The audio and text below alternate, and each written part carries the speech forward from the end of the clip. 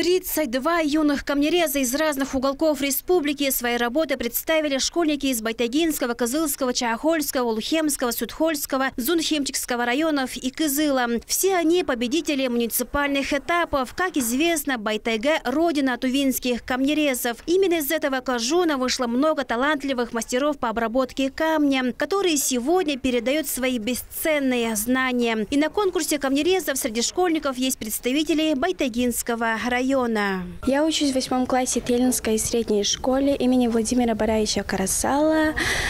Я камнерезным искусством занимаюсь где-то 2 месяца.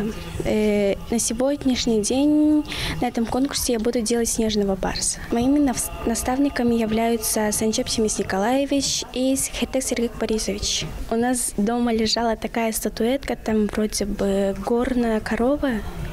И там я прям восхитилась ею. Она была такой красивой, прям волшебной. И я задала себе вопрос, а что если я тоже начну это делать? И вот так началось мое камнерезное искусство. Республиканский конкурс камнерезов – одно из самых ярких и значимых событий уходящего года культурного наследия народов России, который был объявлен в этом году президентом страны. В Туве мероприятие проводят по инициативе сенатора Российской Федерации Дины Оюн. Получилось объединить, потому что партнерами конкурса выступили и Министерство культуры, и Министерство образования, объединить культуру и образование, ну и выстроить такую профессиональную траекторию. Школа, колледж и, дай бог, уже вузы, там, может быть, технологии, профессиональный, промышленный дизайн. То есть ребята будут выбирать. Совет Федерации – это же палата регионов, и именно в Совете Федерации создана временная комиссия по сохранению и развитию народных художественных промыслов. У каждого региона есть своя особенность, какие-то свои традиции. И очень здорово, что у нас есть, вот что нас отличает как народ. Конечно, язык, территория, уклад, который у нас сформировался. То есть мы благодарны, во-первых, что наши предки сохраняют отгонное животноводство, и современные наши жители тоже этим занимаются. Но вот горловое пение, камнерезное искусство – это то, что как раз, ну, назовем так, делает нас тувинцами.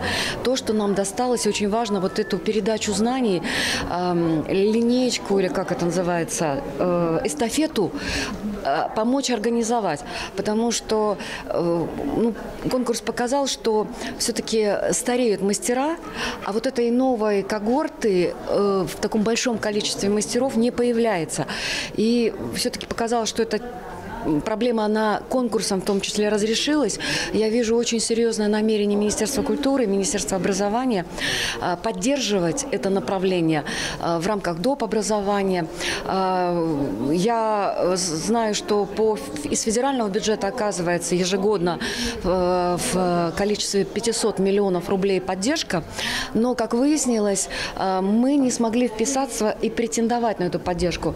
Сейчас вместе с Минкультурой прорабатываем. Потому что, к сожалению, там условия предоставления этой субсидии, они были только для предприятий. Ну, то есть вот есть там, например, ГЖЭЛь, есть какое-то предприятие вот в Центральной России, они могли претендовать. Сейчас мы будем инициировать, это же рождается, это живой процесс, будем инициировать, чтобы и объединение мастеров могли тоже претендовать на такую субсидию. Но здесь, конечно, важный вопрос, чтобы наши уважаемые камнерезы тоже объединяли свой профессиональный союз.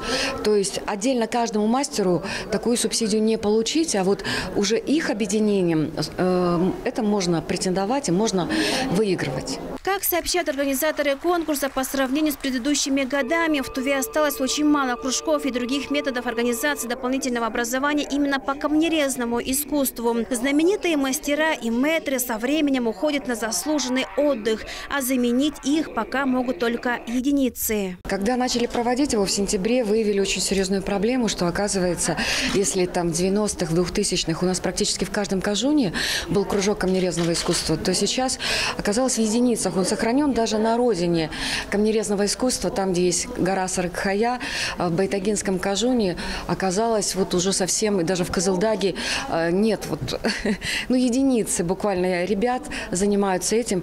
И получилось, что конкурс, он так подстегнул, мастера с удовольствием сейчас организовывают такие кружки, они в том числе у нас есть в рамках школьного образования дополнительного, а есть в рамках уже предпрофессионального образования, это как районная Кожунная школа искусств, республиканская школа искусств. Художественным творчеством в республике по 93 программам занято более 16 тысяч детей. В частности, камнерезным искусством охвачено 316 ребят. В связи с пандемией маленько очная вот это обмен творчеством задерживалось, а сейчас мы делаем именно так, чтобы это было чаще, потому что творчество детей – это вообще неотъемлемая часть. И вот это дополнительное образование наше именно работает с душой детей. Если школьное образование в одном направлении идет, а здесь прямо именно раскрывают и развивают внутреннее именно состояние ребенка, выражение и то, что они могут делать своими руками. Но камнерезное искусство сейчас у нас получается, что маленько возрастной идет. И нам надо прямо наращивать в этом плане, чтобы молодежь за этим шла. Потому что здесь именно камнерезное искусство – это такое творчество, где нужно обязательно создать среду. И все возможности, чтобы ребенок творил. И мы над этим работаем, чтобы молодое поколение тоже передавать опыт старших и делать все возможное, чтобы вот эти мероприятия способствовали тому, чтобы и дети, и молодые педагоги могли этим делом заниматься. Как сообщает министр культуры республики Виктор Чижит, по линии Министерства культуры с прошлого года реализуется проект по адресной подготовке кадров в области культуры и искусства. По Чонардаш, камнерезное искусство на последнее время есть все равно проблематика есть, поэтому мы это и поднимаем этот вопрос. Дина Ивановна это подняла во время Гункерджек, наверняка помните, вот в этом году проводили в Байдагинском Кожуне. Вот. Там тоже очень много мастеров были. И выставки картин прикладного искусства, именно особенно камнерезных тоже.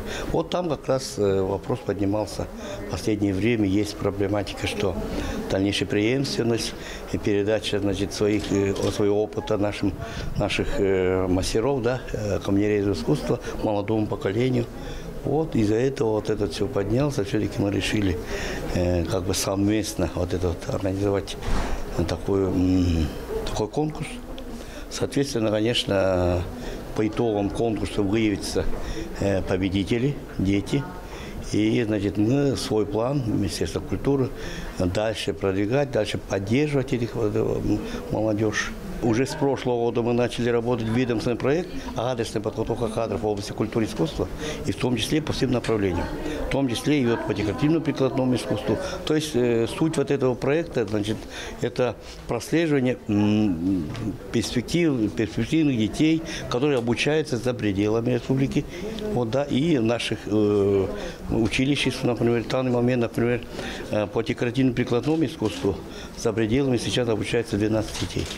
Вот мы их, значит, прослеживаем, когда они заканчивают, с какого района, да, и они при завершении, по окончании обучения, значит, они, чтобы возвращались в родную Туву, работали в данных Кожунах. Преподаватель высшей категории с 45-летним стажем, член Союза художников России и потомственный камнерез из Байтагинского района Владимир Сальчак рассказывает, что в конкурсе участвует его правнук.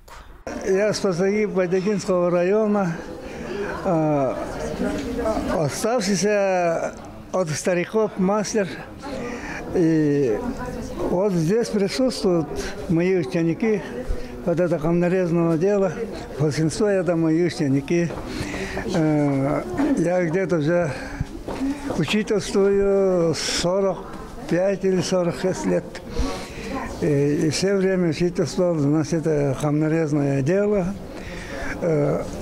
Акторака техникуме и Байдеге техникуме работал. И тут у меня участник правнук. Ученик 6 класса, рядом село Сокпак, вот агролицей. Вот такой вот. А так в основном вот это мастера лет 50, это учителя все мои ученики. Конечно, это будущее камнерезного дела, это очень важное дело, и это выставка, организованная вами, очень хорошо для развития в дальнейшем камнерезного искусства. Вот так вот. Я очень доволен. Финал конкурса прошел на базе Кызылского президентского кадетского училища, где также созданы все условия для развития и раскрытия потенциала юных мастеров. Из глубины веков пришло искусство шедевры грубый камень превращать. В них дух Творца красив и необуздан. Нас заставляет думать и мечтать. Заключительное состязание юных камнерезов продолжалось 2 дня. Участники были разделены на 2 возрастные группы. Ученики 5, 8 и 9, 11 классов. Ребята постарше работают в технике объемная резьба. В финальном этапе участники могли в полной мере реализовать все свои творческие задумки и идеи, так как тема свободная.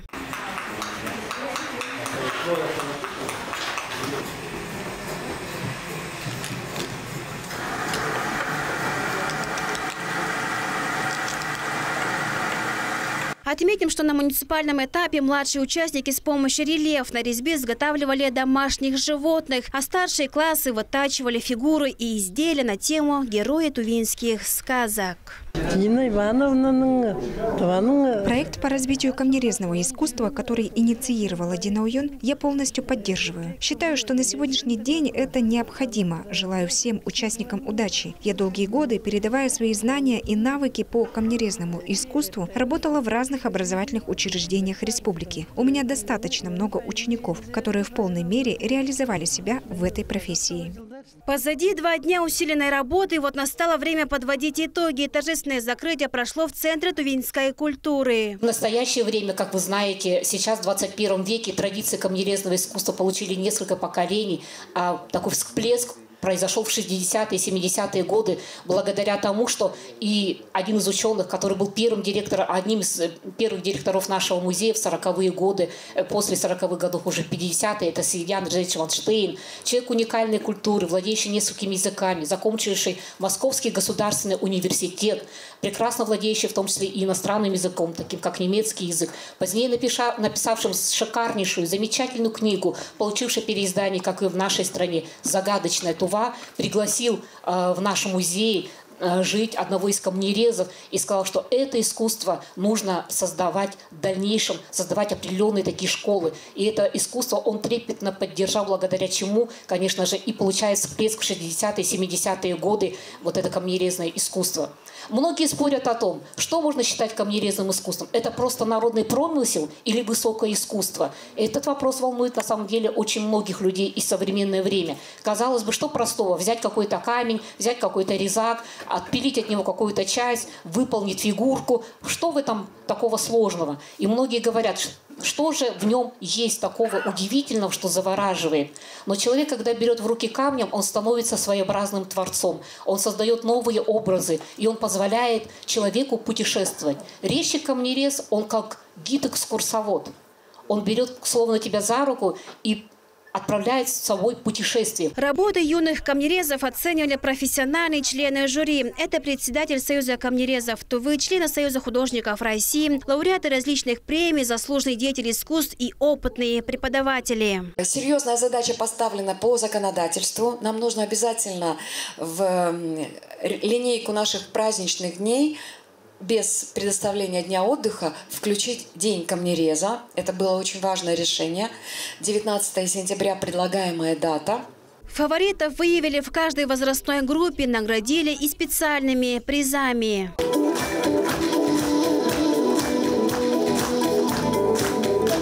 Помощь в раскрытии творческого потенциала школьников и их дальнейшая поддержка будет организована и профильными министерствами. Участники республиканского конкурса «Чонардаш-2022» показали заинтересованность и свой профессионализм уже сейчас. А это значит, что в Туве есть поколение будущих мастеров-виртуозов камнерезного искусства.